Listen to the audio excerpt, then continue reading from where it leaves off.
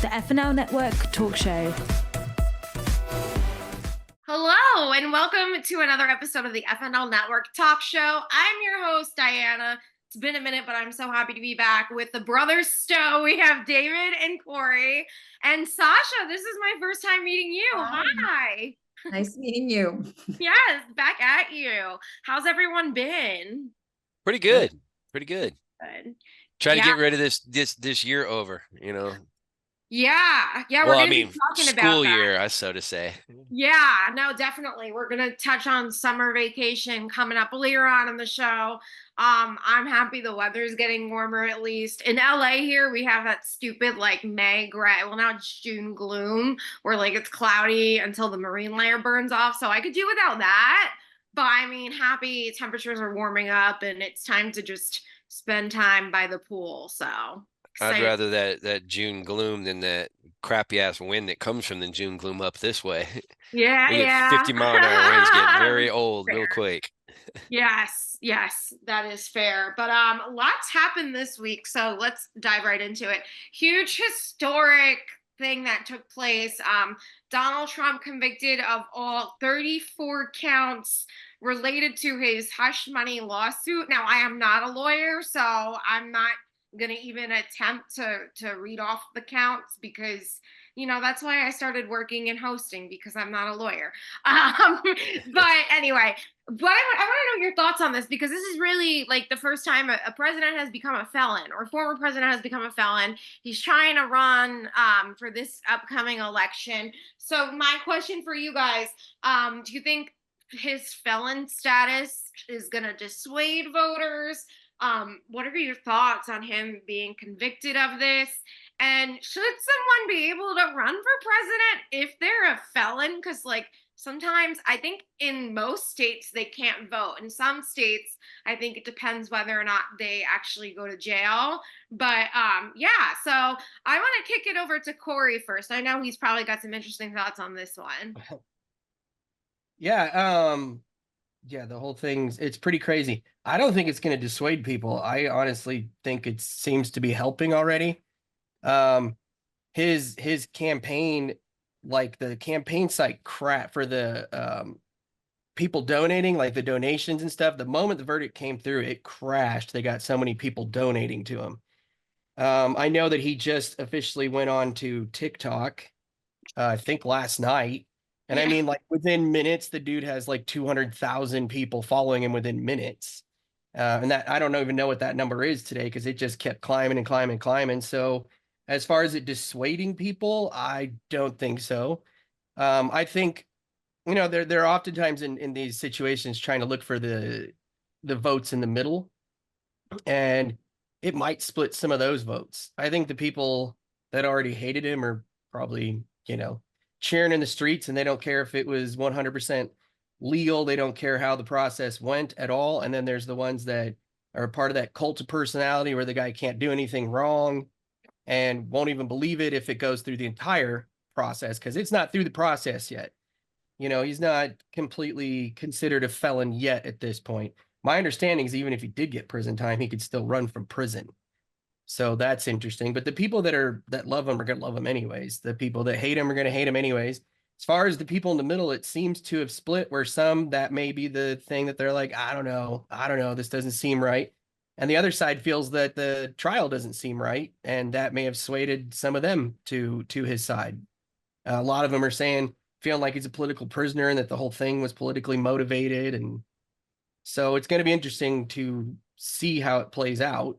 But he's definitely going to keep pushing for it. And so far, it seems like it's drummed up nothing but more support for him.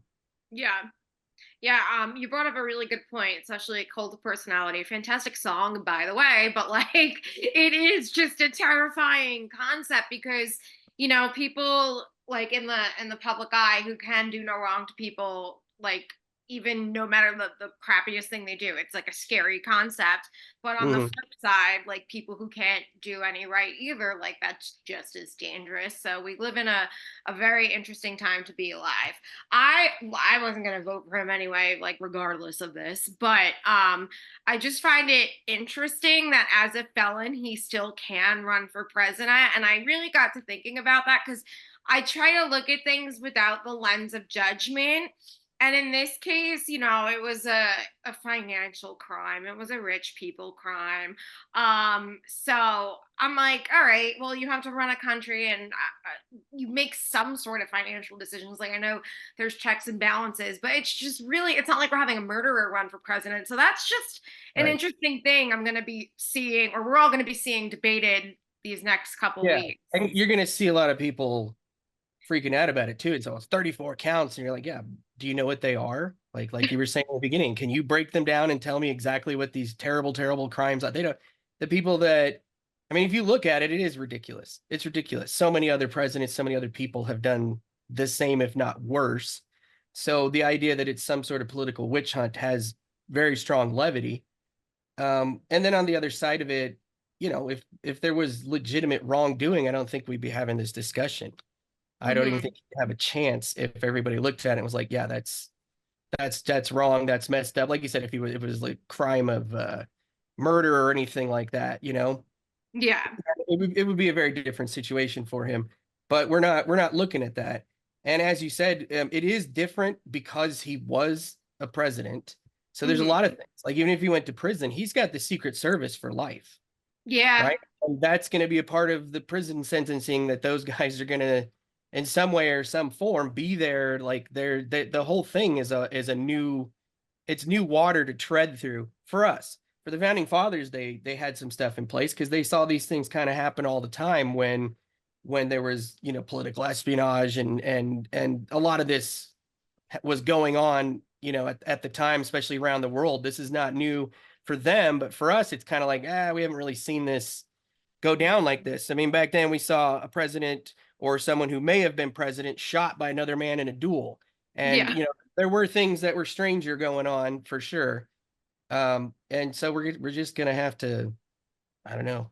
I think everybody's going to have to really dig before they make a stronger decision on all of this. And I think we're going to have to wait for the process to actually complete.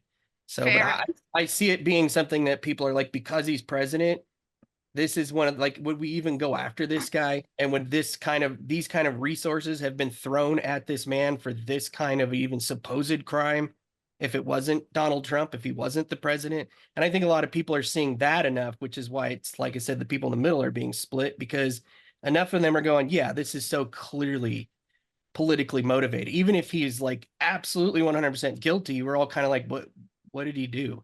And how many of Mhm. us, I mean, is it as bad as any of us lying a little bit on our taxes? I mean, really, what are we talking about here? It's the way he labeled something versus, it should have been labeled properly this way. Most of the counts are things like that. And then the Mhm. other big deal, not to take everybody else's time, the other big deal that really bothers me about it, and this is why they're doing multiple investigations into this already. I mean, these investigations were started before this even ended because the judge, instead of having the jury, which is there's no legal precedent for this that I'm aware of, but the jury, instead of sitting down on all 34 accounts and saying, yeah, we all agree, unanimous, unanimous, unanimous. No, he split it up. So if one Yeah. of them disagreed with 33 of them, but thought one he was guilty of, that one counted.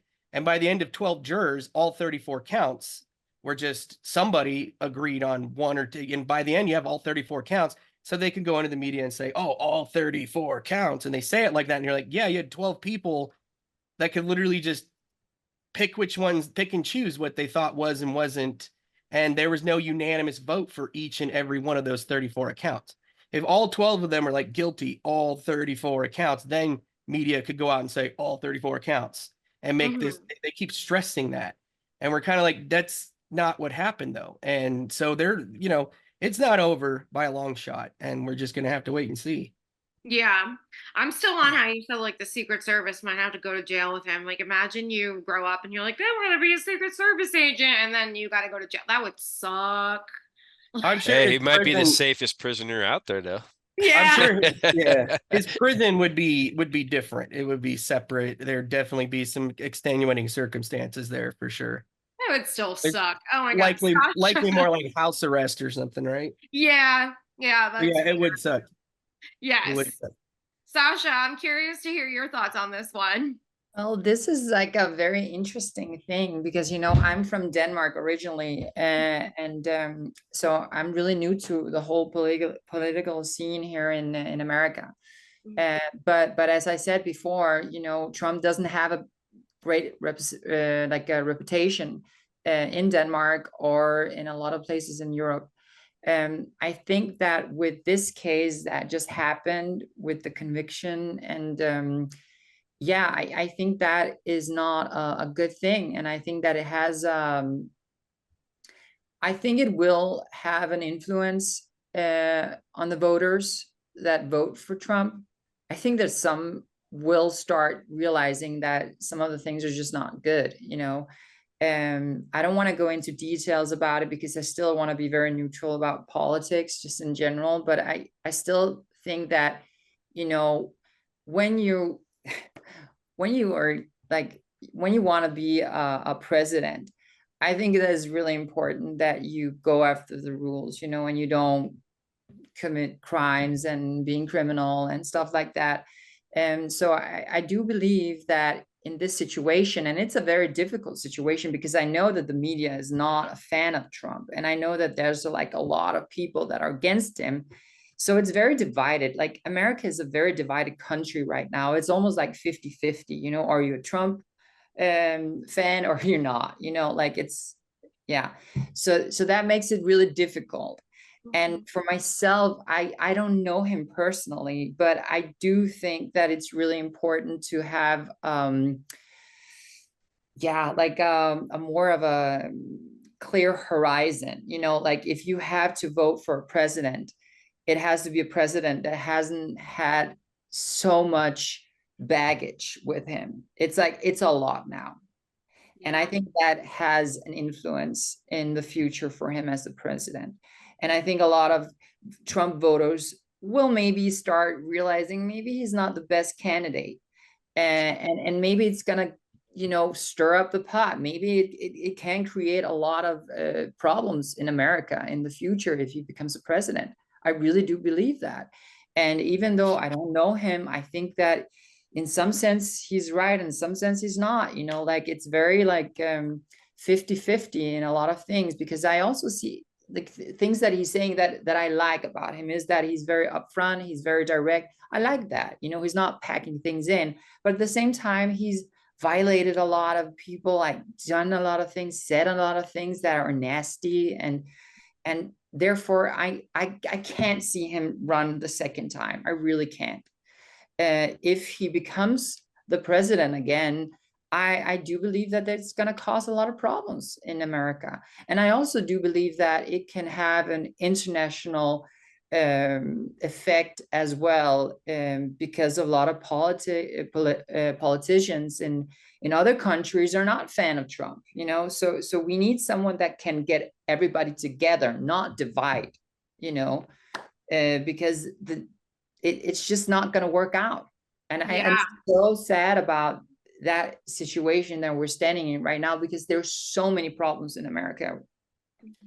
And how many years have you been here, if you don't mind me asking? 8 months.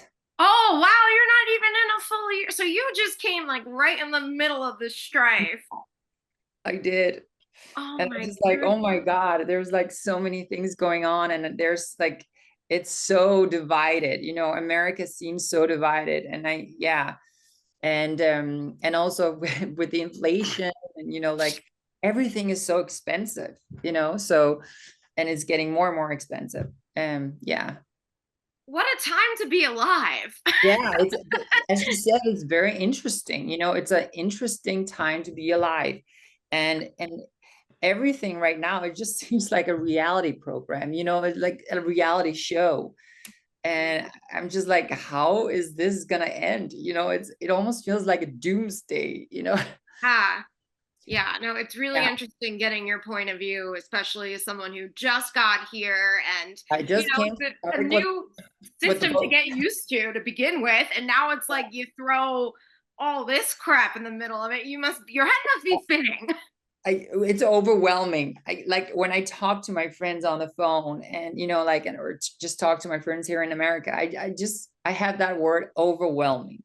Yeah. And I think also general public here also feels that it's overwhelming. So it's not only me, but it's just like how we will survive, you know, or how will we thrive? Like, how is it gonna be? And with AI and with the whole new technology as well, like there's so many things coming. And then we have this president, we have two presidents, like we have Joe Biden and then we have Donald Trump, you know, who are you going to choose? And I've heard a lot of good things about Joe Biden and I'm a fan of his. I really like him a lot. But at the same time, I think it's so important to have a president that can unite everybody and not divide. And I see there's like a division some way, you know, and then I think that's really sad. Yeah, that's a really, really good point. I appreciate all that. Yeah. David, let's kick it over to you. Well, I'm going to take this without trying to get my ADHD involved because I can go 1,000 different ways with this, but I'm going to take it more of a historical and a military background view on this. I believe 100% that I've always thought that the going rate when it comes to judgment in America is you're supposed to be innocent until proven guilty. Unfortunately, we live in a world right now where you're guilty until you're proven innocent. And once you're proven innocent, then it's what people want to believe. And the reality is, I could take that as being a teacher. Okay, you can have some false accusations against you, and the news hits it, and you're in big trouble, and it's all over the news. And even if you're 100% innocent, you'll never get your career back. So when I look at this, I think 100% that this is a political affair, not a legal one. And I feel like a third world country right now. I see what's happening and it irritates the hell out of me. To be honest with you, I'm not a Biden fan at all. I'm not a Trump fan as far as a person as him being a person.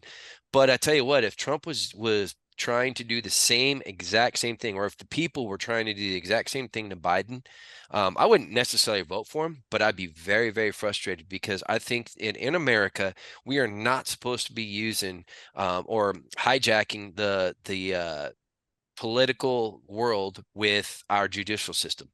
And our judicial system, like Corey said earlier, that our founding fathers had developed was designed specifically to keep us from doing this. And for many, many years growing up in this country, I've always thought it didn't matter how bad it gets, our system's going to protect everybody, no matter what. And I just started, and it's kind of ironic. I just started watching, I love history, as you guys know. And I started watching a Netflix documentary, and it's Hitler's Henchmen. And understanding history and World War II, I'm a World War II buff, and I love it. And one of the things I never quite understood was how the hell Hitler was able to tell the world he's not going to attack Poland, and then the next day he attacks Poland. Nobody talks about how it happened. Nobody talks about how he got into power. I've always been under the assumption that, he just went around bars with his thugs. They beat people up. They won their way into the system. I didn't realize it took about 10 or 15 years of going up and down, up and down. I mean, he did get arrested. There was a coup that went out and they got arrested for it.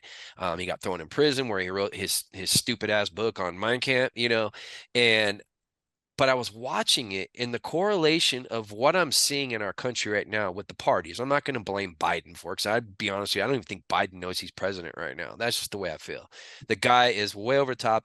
I've always said that the president, who no matter whatever, if he's a Republican, independent, or Democrat, is just a puppet. And that's the way I feel. I think it's the parties that are behind it, the system that's behind it. There's every political leader we've had, you can find dirt on them. There's something wrong with them. Even my favorite president of all time, Reagan, you can find dirt. There's people that are not going to like him, and there's things I have to overlook it. But at the end of the day, the fact that they have gone after Trump in a state where right now, if you read into it and you look at it, there's a lot of big time multi-billion-dollar businesses that are pulling out of New York, not because of what happened to Trump, but because of the laws that New York has made that's not protecting businesses in any way, shape, or form. I just read something the other day that was talking about that every single business out there that's trying to pull out is trying to pull out because of the fact that New York's falling apart. Their system is not protected. And if you want to go after somebody, you can go after them right away. And I'm not a lawyer any more than you guys are, so I can't even get into the details of it. But from what I've saw, it's absolute BS. It's absolute BS. I don't think that it's fair.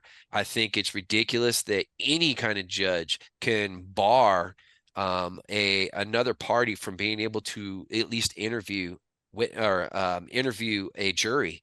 I've been on jury duty. And I know for a fact that they pick you out, and if you are biased in any way, shape, or form, they kick you out. Well, I saw an interview from a jurist that he was told in his interviews that if he votes for Trump, he's going to get blackballed. So he pulled out. He said, "I'm not doing it. I don't want to be part of that because I'm part of an elite crew." I'm in the entertainment industry. All of us are in the entertainment industry. We all know that the hardest thing in the world is to start speaking politics to each other because we can be completely opposites of each other. How do we keep our friendship? How do we keep our business? How do we work in an environment where we're not looking at each other and mad? I don't get mad at other people. I don't. I'm going to say what I'm going to say. I get myself in trouble all the time because I speak my mind. But I think the right thing here is making sure that we are not using our legal system and hijacking it to put our political people behind bars. Back to the Nazi thing. Watching that whole system and how they were able to finally build, they got control of the media. And once they controlled the media, they started putting out propaganda. The propaganda was only news that the Germans across the entire European continent was hearing. They didn't understand what was really going on. They found the people that there were political prisoners behind them, and they got rid of them. To go back to the Polish thing, when they attacked Poland, this is what I didn't even know this, and this was what was fascinating, was there was a guard shack on the borders of Germany and Poland, and overnight the radio the next day said, "Hey, Polish soldiers attacked the Germans on the border. This means war." And Hitler didn't believe that Churchill in England was going to declare war on him. He thought it was a bluff. And so when they said these Polish soldiers, they had pictures of these Polish soldiers laying around dead, and they said they attacked us. That's a means of war. We're attacking. So they went in and took over. So for years, everybody thought, oh, that's what it was. Well, it turns out during the court cases later on, they found out that Himmler took some Jews that were in the concentration camp, and they went and put them in Polish outfits, shot them, and threw them out there and said, oh, they were attacked. Now, we all know that you can't make that crap up. That's a movie with henchmen with like the worst. That's like Darth Vader crap, right? But who knows what we're being told?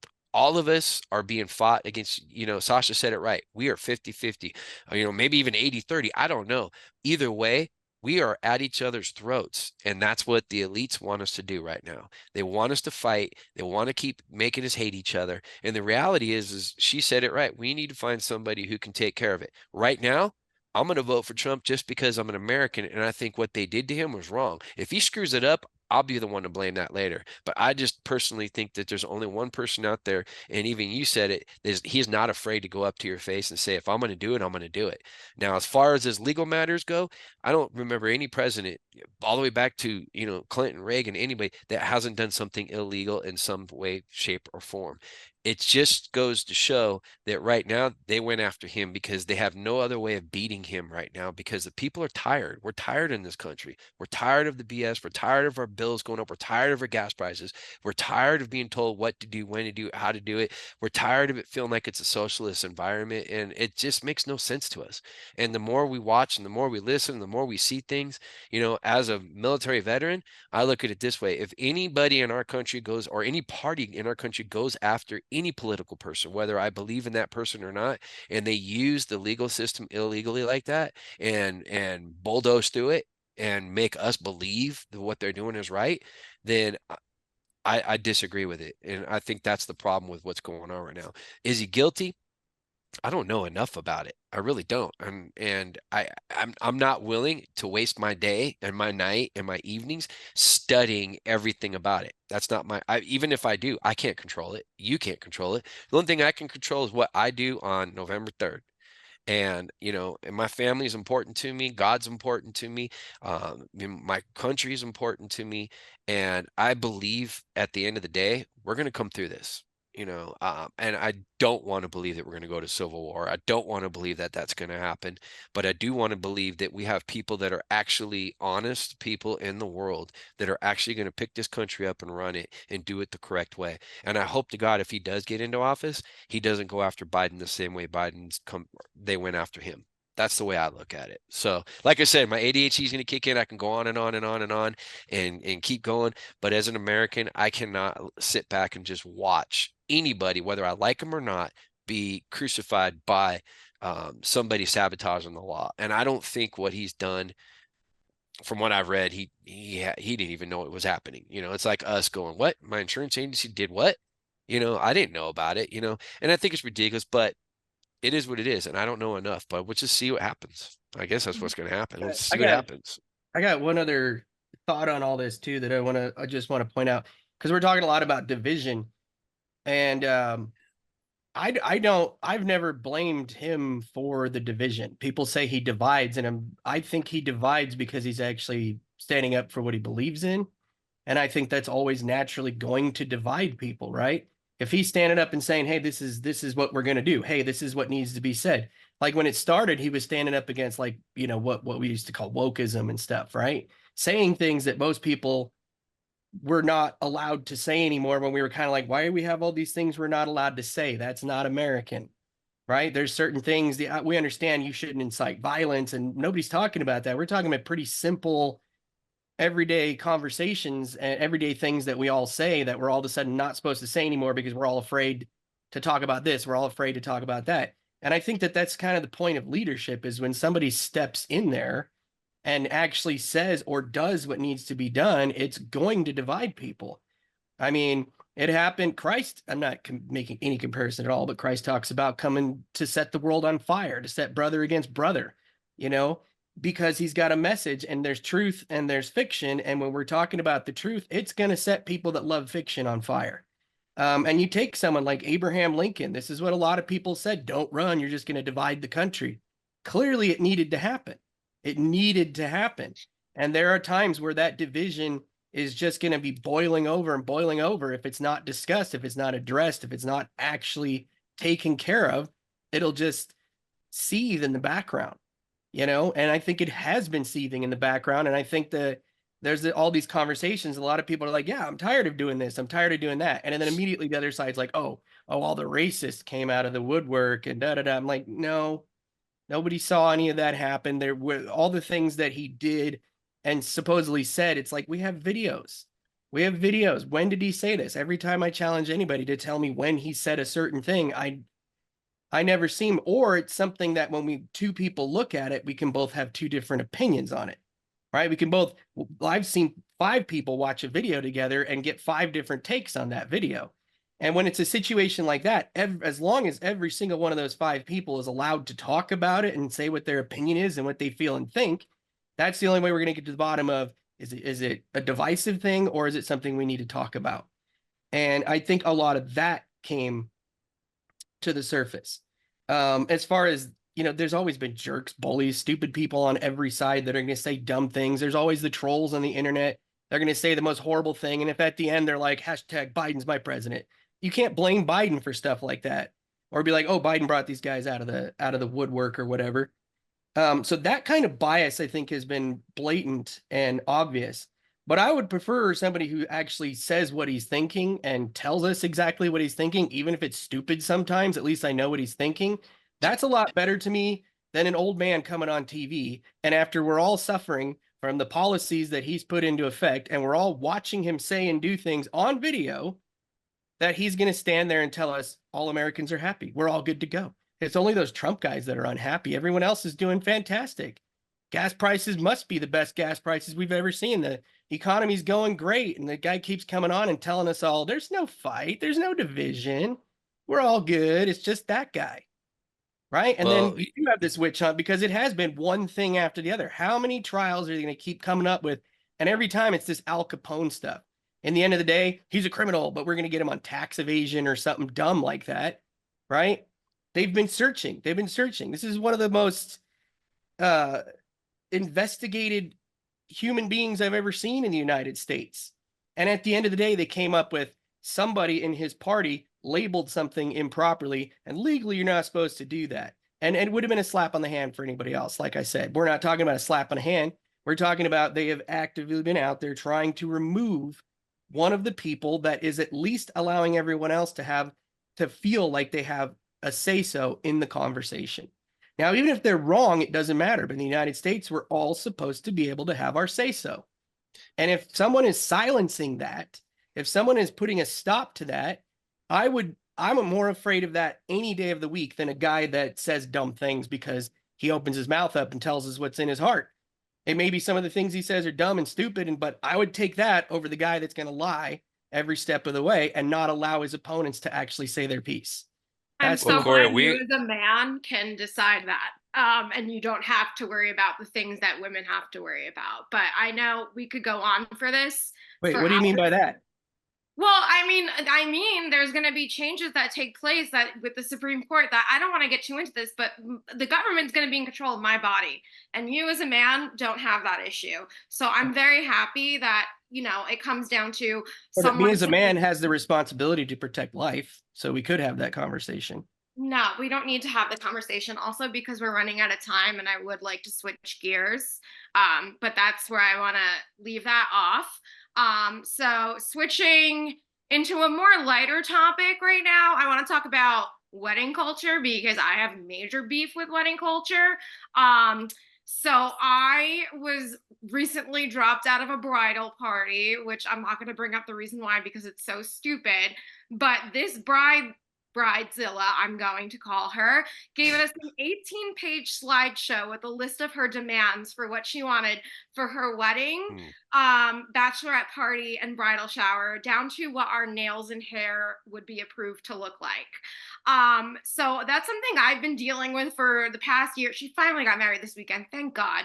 But that's something I've been dealing with this past week, or rather, and my mom told me, she sent me this article from Good Morning America that I shared all with you, that apparently bridesmaids are going into debt over their friend's wedding.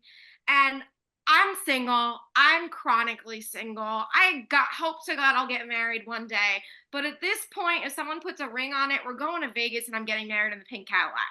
Because I just think that wedding culture is so over the top. I think it's 4 hours to everyone else. It might be the most important day of your life, and I'm so happy to celebrate with you. But to everyone else, it's 4 hours, and you got to get ready, and you got to give a gift. You have double income, and I got to give you a gift. But that's another point. So my question to you guys, and especially you, Sasha, I'm going to go to you first because you came from another country, and I feel like this might be uniquely American.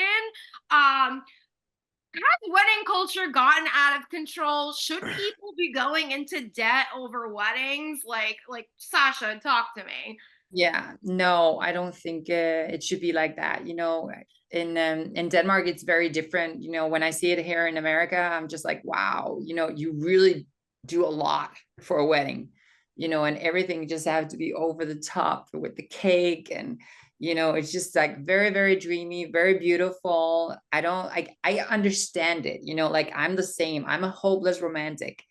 And I would love to have like a beautiful white wedding gown on and, like everything has to be perfect. But you can't expect that from your friends, AKA bridesmaid.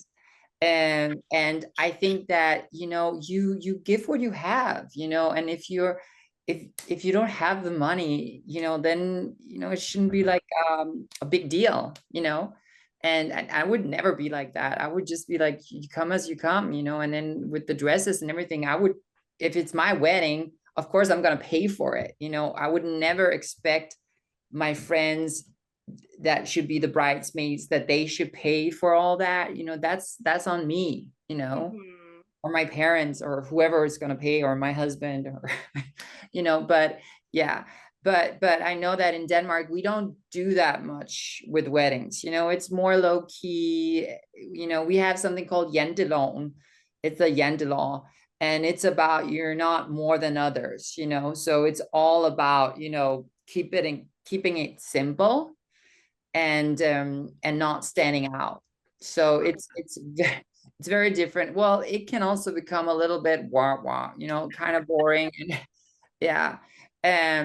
so and that's why, like, I love America. I love the whole dreaminess about this country, and how we want to live our lives, and but again, I think it's really important that you know take care of your friends, and if they're poor, then help them out. If you have a big wedding, budget it, and if you can't afford it, then don't do it. I see these people that use so much money on a wedding, and then afterwards they don't have any money. The money run out, and then they're just living on nothing.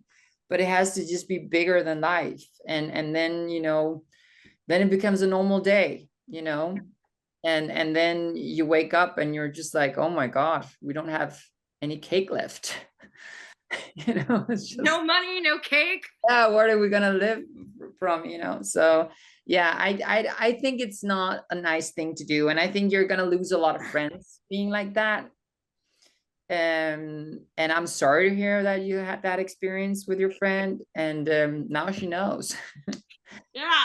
You know Yeah. what? Did you mention the dresses too? Not only did she not pay for any of our dresses, which I never ordered mine, thank God. And like that didn't bother me. It was the fact that she made a chart and it was like, you will try on a minimum of 3 dresses. And it wasn't like we were going to the store to try it on.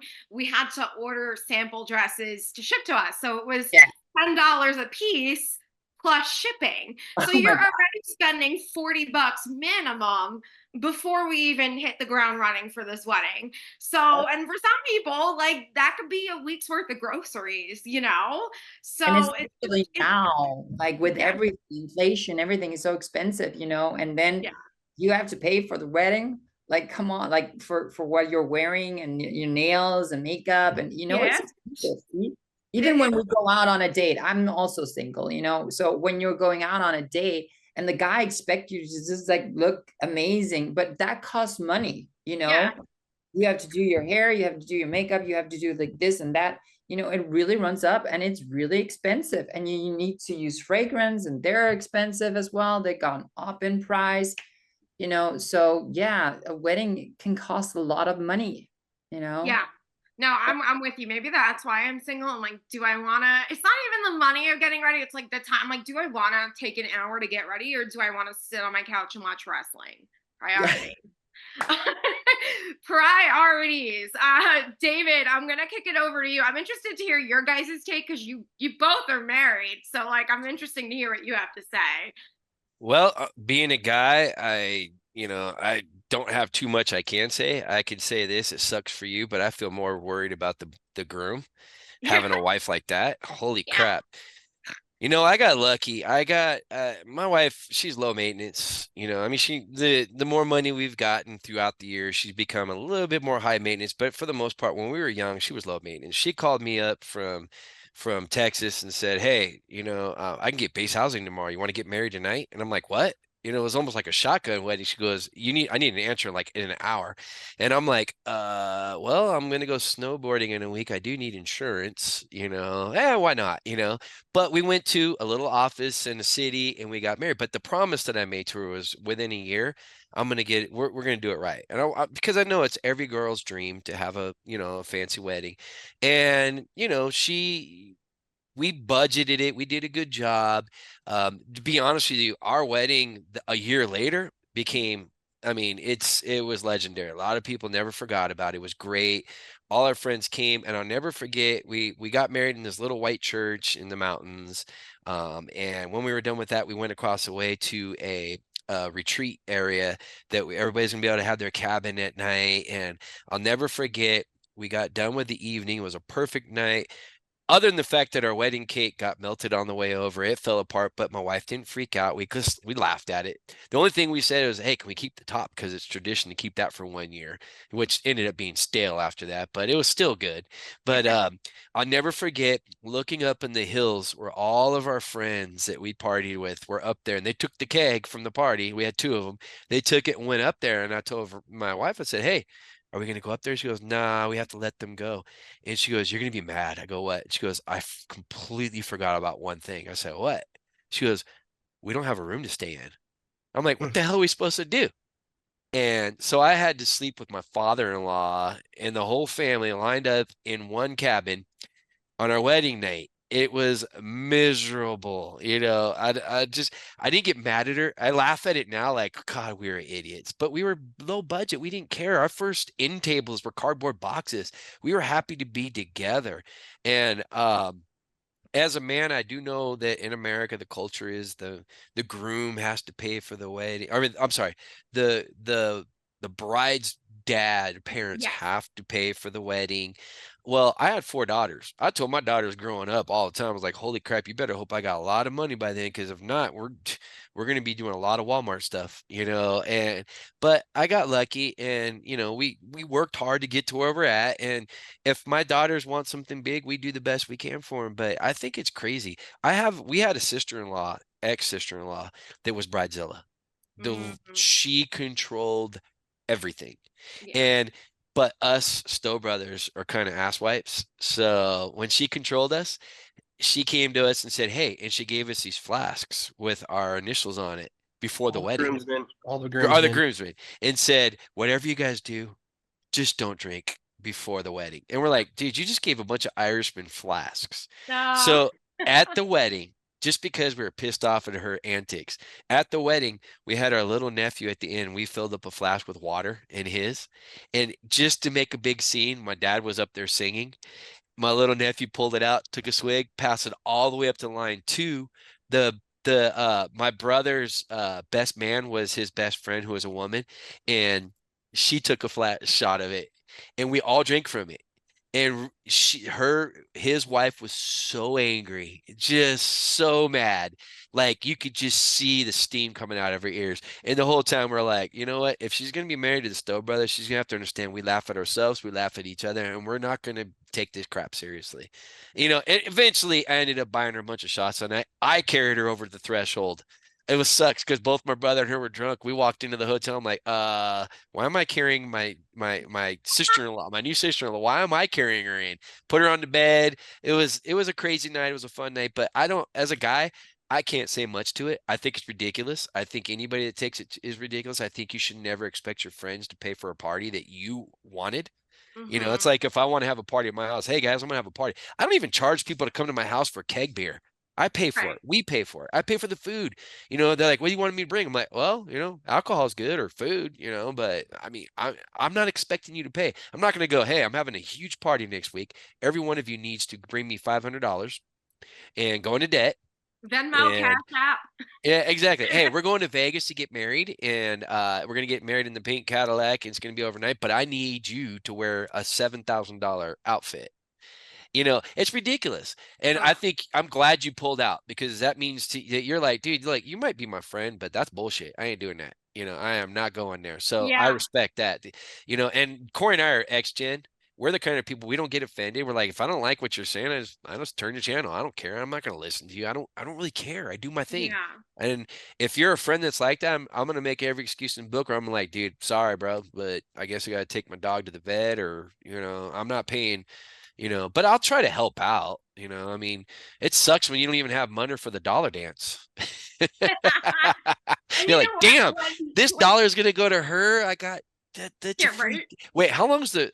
You know what bugs me? I'm a guy. You know what I'm wanting to know? What? Is the bar tab free? Yeah, I think it was open bar at least. Open bar is awesome, because Yeah. What a waste I hate the ones you get there and they're like open bar for Oh, you 15 have to minutes. pay. You're like 15 minutes. I'm like, oh my God. Here, I mean, I did that where I was drinking martinis, like dirty martinis. Like there's, I mean, I Line ended up up, 20 Scots. yeah, I ended up in the, I think I was laid out like Jesus on the golf course that night. I don't remember the rest. Hey, but when you say open bar, I'm there. What do I have to pay for my tux? Let's do this. Yeah. Yeah, no, she was insane. My mom and I were like going through everything she wanted. And it was That's between insane. after all that was said and done, plus I would have to fly across the country, then stay at a hotel overnight because she lives in a different part of the state than my family. And then I would have been out like $5,000 at the very least. At the Wow. very I least. hope you didn't help her get hooked up with this guy. No, she met him on a dating app. Oh, that's even worse. Yeah. And you know My what the other friends, funny thing is? Now I'm getting real petty. Actually, he went on a date with one of my other friends, which she doesn't know this. Like way before they even started dating, because she texted me. She's like, "Oh, it's so and so's husband or fiance. I went on a date with him like years ago, and he was really boring." So well, he's getting what he asked for, I guess. yeah, I gotta hope love it. that's crazy.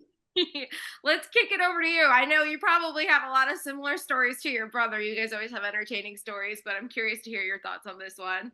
Yeah, he and I are in the same boat on a lot of it, and my wife too. We're all in the same boat. Yeah, I know she dreamt of stuff, and people dream of things, and I don't got a problem with that. And if people want to, I've seen people jump off a diving board while they're putting the rings on each other. Make it yours, make it unique, do what you want, but until you reach that point where now you're asking everyone else to be put out that much. So it's like a birthday party. There's some level of when they show up, they're supposed to bring a gift. They're supposed to bring something, right? It is a day about celebrating their vows. It's about celebrating the two people uniting. And unfortunately, sometimes you hear this, oh, this is my day. I'm like, it's not really though, right? It's your night. It's going to be your night, but it's supposed to be the community coming up together and as a community recognizing your union with each other. So it really is a community event and it's a group event. So there's of course should be some level of, hey, it's my day, just like your birthday. But on your birthday, you don't get to ask everyone It's your else to birthday. bend over backwards for you. If people do, awesome. When people Right. recognize that and you're the kind of person's like, hey, it's your birthday, I got you today. But when you're like, it's my birthday, serve me, then we kind of all get a little different. And there's a lot of people that kind of do that with not just weddings, Hey, but I kind of did that at birthdays my Viking also. feast, though. Yeah. But I was told to. I had to do it. It was the grog. You had to drink from the grog. If you didn't do it, I asked. But at the end of the day, it was just a blast. It was Yeah, but fun. we We paid for all all knew it that. was joking. Yeah, we paid for all that. We got it all set up. We made sure that We everybody. did. Us, not Yeah. not our and friends. some- Our friends didn't pay Mhm. for any of that. Our friends came to so an we're- epic party. Rocco was there.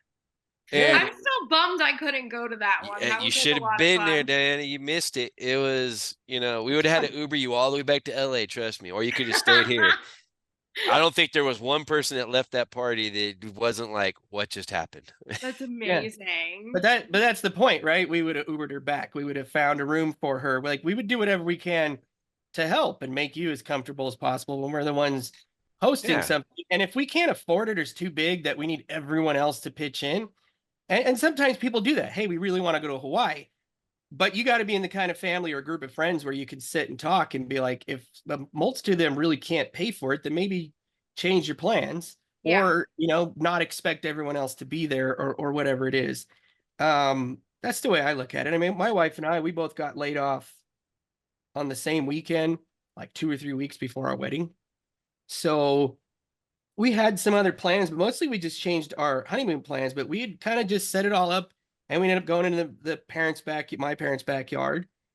And we made it look drop dead gorgeous. And she does all that anyway. She's really good at decorating. I It's worked what my she does. ass off for that party. Don't Yeah, forget that everybody part. came in. My brothers, everybody came in. We poured concrete to make some extra sidewalks in the backyard. Like we made it happen. We did do a couple of extra things to make everybody happy and comfortable. And then we got a couple of kegs and we ended up, we had different plans, but we ended up getting a taco truck. And I think everybody we know has ordered that same taco crew since then because they were so good. And like, Right. We almost paid had the for- leprechauns come and play as the band. That would have been awesome. That would have been epic. Yeah, but we weren't trying to make anybody else pay for any of that stuff. And I wasn't even like, oh, it's my father-in-law's job or nothing like. No, we're gonna pull together as if we're gonna be a family and this is about celebrating two families coming together, then let's be two families coming together and have a great time. We also weren't as interested in like, my mom's second cousin's brother's former roommate's dog. Like, I don't care if you come. Like, if I don't see you all the time and you're going to be mad at me, you're going to be mad off in the world somewhere else anyways, because you don't come and see me anyways. So what do I care? I was just And happy I got to wear my kilt. yeah, we both kind of had that attitude. But of course, we're Irish, they're Mexican. There were people that did just show up. And few drinks in, we were like, come on in, we were like, who cares? Like, we just, Yeah. it was an open, we had neighbors that we were like, dude, come in. Diana, whenever They you get heard a it. chance We're to like, come come out, on you're in, gonna come on find in. out real quick that our family is so open. Even Rocco's like, oh my God, your family, I feel like I've known them my whole life. I We're love that. very welcoming family. It doesn't matter what part of the world you're from. It doesn't matter what your politics, it doesn't matter anything. We're just like, look, when you're here, we're just all about love and fun and you know Yeah. what? We don't have to agree. Let's not talk about it.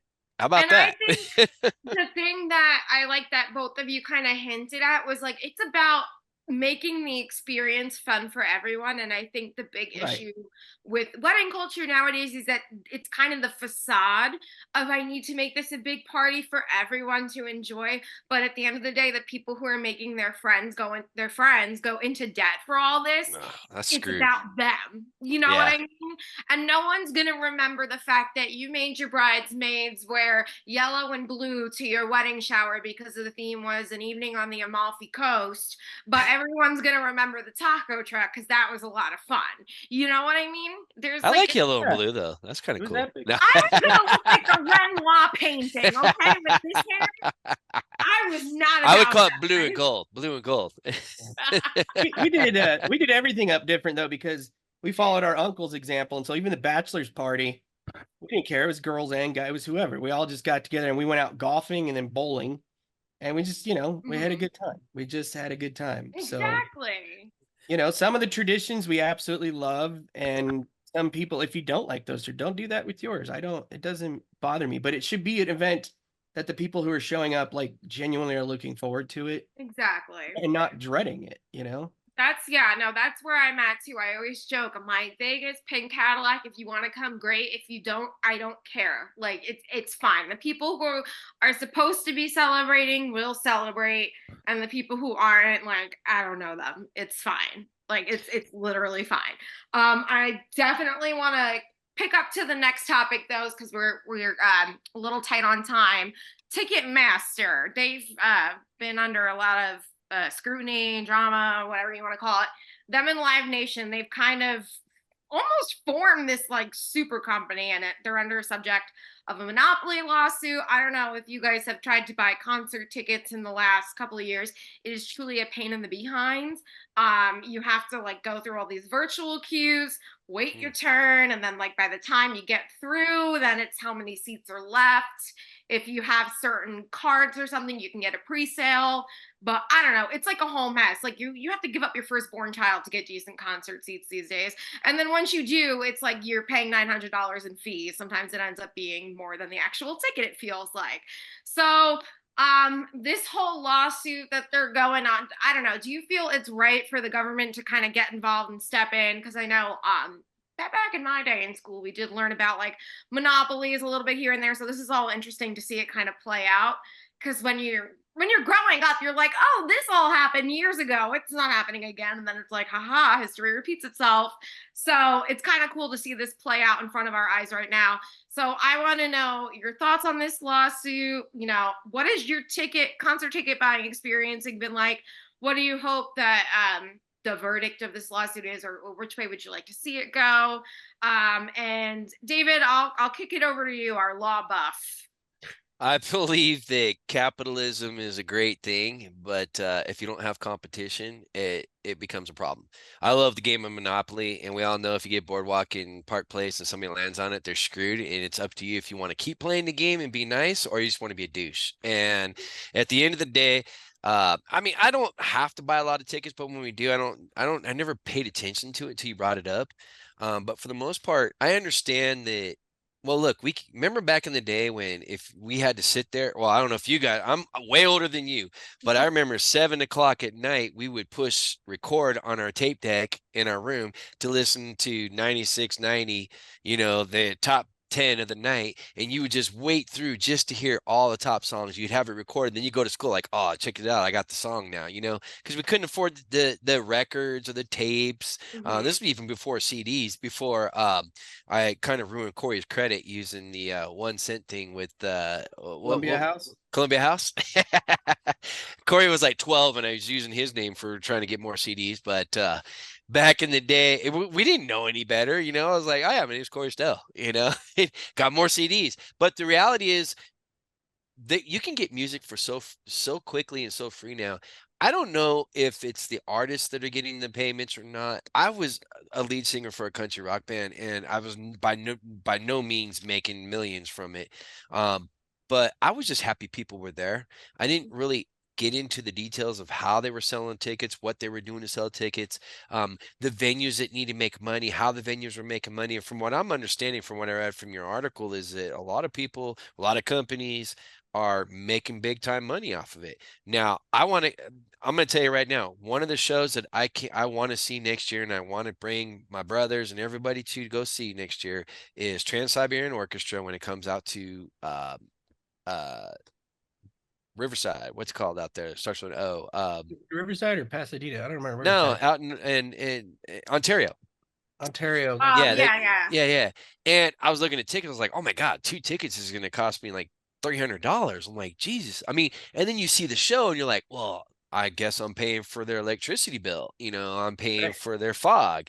I'm not paying for seats because I saw the seats, but really, there's not really a bad seat in the arena. But for the most part, I'm thinking, I went to, when I was a lead singer for a country rock band, we got VIP tickets anyways because I was opening up for people. And we go to Country Stampede in Manhattan, Kansas, and thousands of people are there.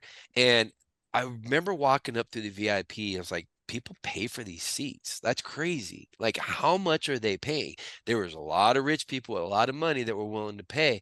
And I don't think those people cared. They just paid for it. But what about the people that really wish they can get up there because they're the true fans? They're the ones that really like this band. Because why else would you put up with the BS and the lines and all the crap if you knew you can be up front? And so the price gouging, I don't know. I look, I'm on the cusp. I love capitalism, but I hate monopolies. And you're Mhm. right. I think it's interesting. Does the government need to get involved? I think that they should at least put their 2 cents in. I don't know Yeah. if they should be able to say, we're going to do this, because then we get past the democracy part and now we're in control. I don't think they should have control, but I think it's good that they say, hey, wait a minute, you got to let the people have an opportunity to make a decision on this business. What about if you right now, Diana, were having your own ticket company trying to do what you could, and the monopoly's so big, nobody even cares about you. And And you're like, yeah. I mean, that's not fair. And you know what's even more worse is I have a buddy that he'll go and we'll show up in Laughlin, we'll show up anywhere just for scalping tickets. Like, hey, when you got tickets, I got some. Because sometimes you got tickets and you want to sell them because like somebody got sick or something happened. You're Yeah. like, here, you want them? And people aren't trying. I mean, well, there are some, but if I'm willing to buy that ticket for $200 more than what it costs, that's how much I want to see the guy or Yeah. the girl or the band. But you shouldn't be yelling at the scalpers. Like, if I could look at the scalper and say, how much? Well, it costs $100 for a ticket. $300, I get you in now. I'm like, $300? What are you on crack? And I'll walk away. Some people Yeah. complain and go talk to the law and they want to get them out of there. Dude, don't buy it. Walk on. The guy's going to Mhm. realize sooner or later, I'm gonna have to drop my prices. So I don't think there's a problem with scalping. I mean, I don't know. They're just mad that, the companies aren't getting their cut, but they're doing the same thing to us Yeah, through their own sales. I've also been buying a lot off like resale websites. So I go to a couple live wrestling events. I just went to one on Wednesday and I finally got floor seats, which is so cool. But the fees are so stupid. The ticket before the fees was like $66. And after all was said and done, after fees, it came to like 93, which is like still pretty decent price for floor seats at a yeah, show. But it's not like, bad. yeah, but When you see $900 for, seventh row back on the yeah, left, you're like, what the hell am I paying for? Like, right. did I No, just pay for this dude's insurance on his voice or her yeah. voice? And You it's know? insane too because then I'm noticing, like in November when I went to another wrestling show, there was an issue with the ticket. So customer service was helping me out, and they were great, by the way. But I noticed I bought it from one company, and the customer service was from another company, so they must have merged somewhere down the line. And it's so everything is kind of coming one like big like amalgam of companies, and it's like a monopoly thing, and it's kind of it's weird to see. But yeah, and it's especially because we're supposed to, like you said, we're fans of these people. We're going to enjoy the experience. And if you have to stress out like to get these tickets, it kind of takes the fun out of it. But I When will Monopoly gets compliment, greedy, that's when it becomes a major problem. yeah, I will compliment Ticketmaster though. They did one thing right. Like recently, a couple weeks ago, Billie Eilish posted she was having a listening party at the Forum for a new album, and you had to go through a queue. And then it's like you got through the queue and entered your info, and then it was random if you got picked. So I got free tickets, and then they randomly generated your seat, and I got fourth row. So they did one thing right. So I'm gonna give them That that. would be cool if they say, "Hey, here's a flat fee, and we're gonna Yes. randomly generate." I would be cool with that. I'd be like, "Oh man, I missed the lottery." But if I'm gonna spend $500 and I'm gonna be that far back, look, there's not many concert tickets, but when it comes to college football games or NFL or sports games, I'm like, I Yeah. want to be able to enjoy it, but it's not worth it to me to spend the amount of money to go and see it far away when I don't hear the announcers. I don't really understand what's going on, Exactly. and I'm pretty drunk because I was hanging out with all of the other people before the show. So when I get in there, I'm like, why are we so far over here? Why are we in nosebleed? What's the point of our Hmm. tickets? Just to say we were here? I could sit at home and still have the same amount of fun. Well, nah, it's the experience. The Yes. experience. There's pros and cons of both. Yeah, there is, Yeah. but anytime anybody has a monopoly, it's annoying, Yeah. and look, Legal. I used to say all the time when I was poor as hell, if this town's got a Walmart in it, I can survive. But then I started to realize I was like, geez, man, and like they own everything. They got so much control over everything. And guess what? It's making everybody else go out of business. So I like to pay for the mom and pop shops, Hmm. even if it means pay a little bit more, because I know somewhere along the line that's their family business. And I mean, what happened to capitalism? I know Corey knows more about economics than I do, but there's a difference between capitalism and what's the Crony, other one? Huh? crony capitalism. Crony capitalism. Yeah, there's a balance in I agree. I think that there is a certain amount. The Ticketmasters is if they have complete control over everything, that sucks donkey, is the way Yeah. I'm looking at it. That sucks. That's not Hmm. fair. You want to go see your favorite band. How are you going to get support for your favorite band if you have to spend that much money? I want to go Hmm. see the Mavericks and AC/DC, and I looked at the prices. I'm like, holy crap, that's like Yeah. half a mortgage. I was like, maybe I'll just listen to the CDs and say I was there. Or watch. I'll wait till somebody sneaks a phone in and YouTubes it. Exactly. And find out, wow, that they didn't have good sound that night. Yeah. That's No, why I it's love true. country music and rock music because it seems like those are the most talented people. You go there, you hear the CD. You go to these pop concerts and all that. Yeah, like, dude, seriously? Like, Vanilla Ice never knew how to really rap. It sucked. I was like, oh my God, Bobby Brown, all those people. I was like, dude, I'd rather just go to country. At least you're getting the real deal when you hear those guys. And I don't even Yeah. have to like the band, but if they're good and entertaining, it's like, damn, I never liked any of their songs, but damn, they're entertaining, Yeah. and that's No, it's important. about putting on a good show. Yeah. If the price is right, I don't know. Yeah. Show me. I'll tell you. How about this? You tell me how much the price is, and if I paid, I'll tell you after I was done if it was worth it. Amazing. Okay, we should have a segment about that. That would be funny. Uh, Right? I think it's a perfect time to pop potato it over to Corey so you can kind of continue on your brother's thought there because it was really interesting. Yeah, I mean, there's already obviously anti-monopoly laws. So if Ticketmaster or any of the companies involved are, running into that problem, then that's regulation. And the government's supposed to be good at regulating. That's something the government is good for. It is part of their job is regulating. As long as they're Uh, not as, controlling. as long as we are continuing to regulate them. Yeah. Exactly. That's how it's supposed to work, right? And then the crony Yeah. capitalism you were talking about is when these businesses get in with these guys in charge, and now we're looking at a situation where, yeah, we don't have a voice anymore, we don't have Yeah. representation anymore, or whatever, and then it becomes terrible. And the Monopoly game came out in a time in our history where those were issues that were going on, and then the monopoly laws came along and into the picture. As far as I know, too, about the scalpers and stuff, I don't know if it was particularly what was going on, but that's a new issue that people are having because it's not so bad that you're going to go out and scalp something.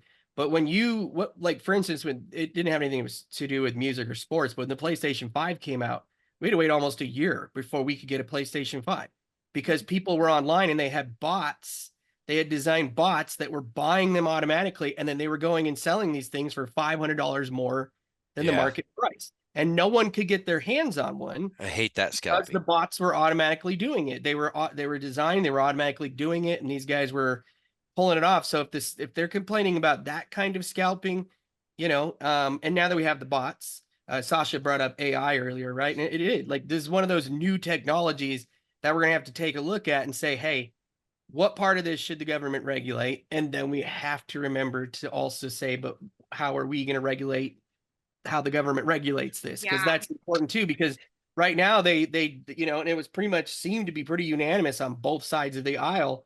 Then they went after TikTok, but as the people, we were kind of like, we don't got a problem with this.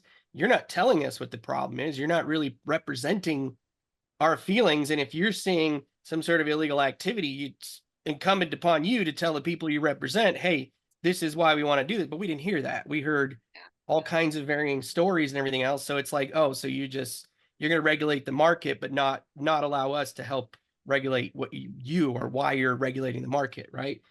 You know, and that was like, it doesn't matter what you think or feel about it. That was a huge thing during COVID. It was, this is the science, this is what you will do. And when we the people were like, okay, but what do you mean it's the science? Like, that's fine, but cite your sources. And they were like, we don't have to.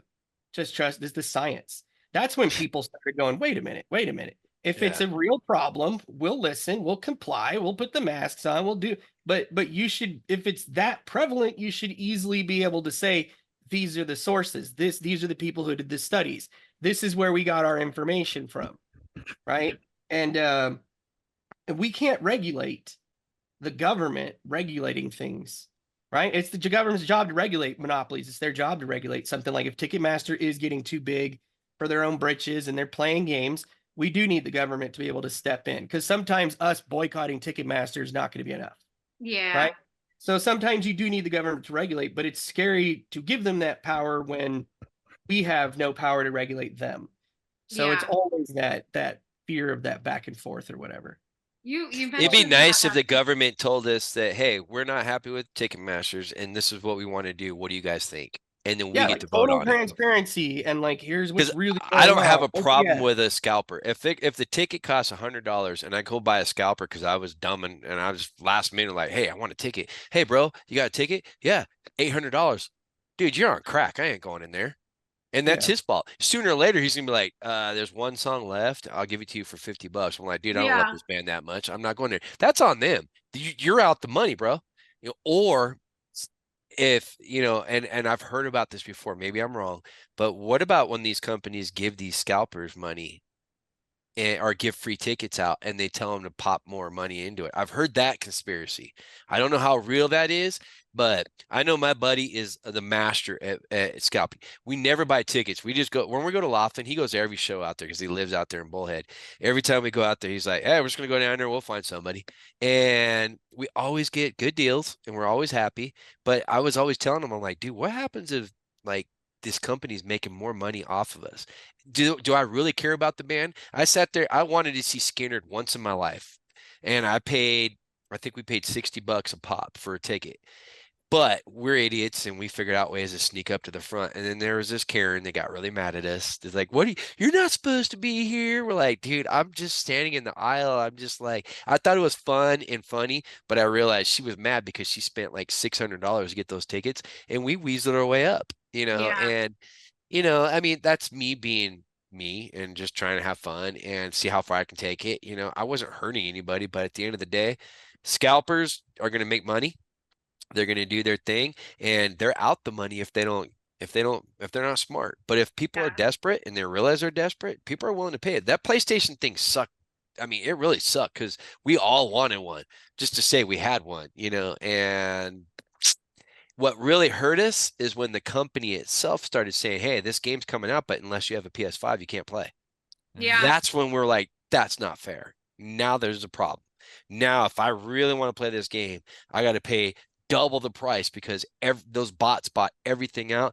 That should be regulated. That's ridiculous. I hate bots. Bots are stupid.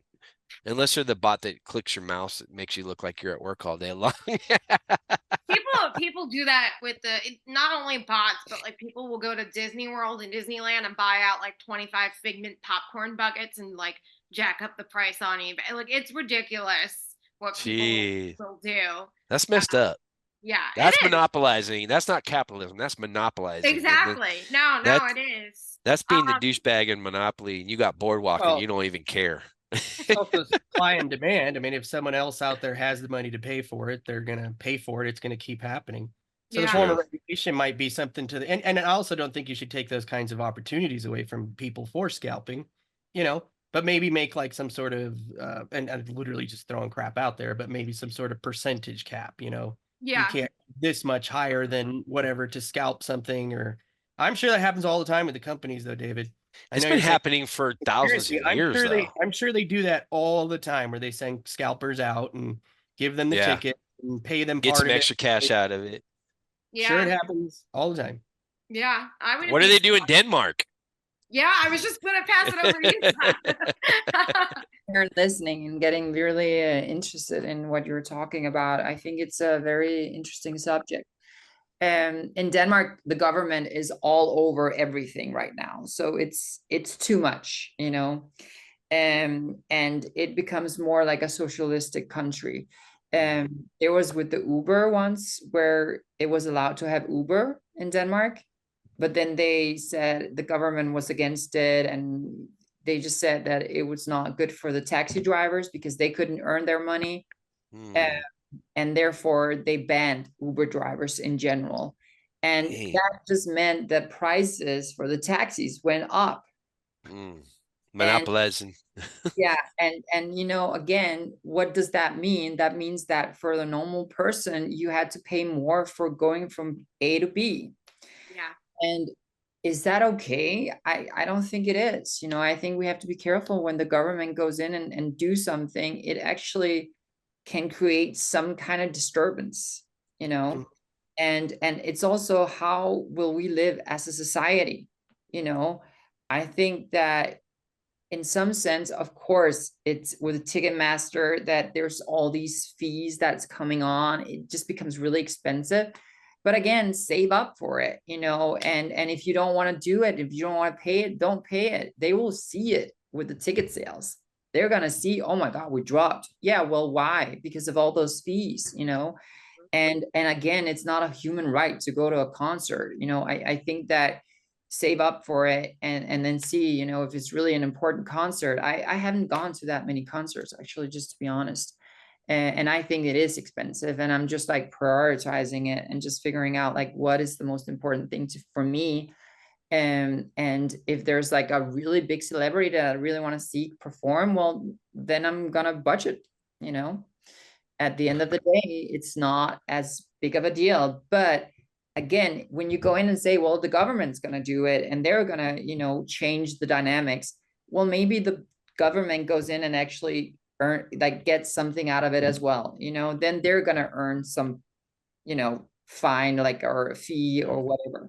In Denmark, they do that a lot, and the government earn more and more money on other things, that are related to that in some sense. So I don't like that. And it changed the whole concept of being a free country, and, that, you can do whatever you want to do. You make a business out of it. And, America is a capitalistic country, and it's built on that. And it's built on free speech and free,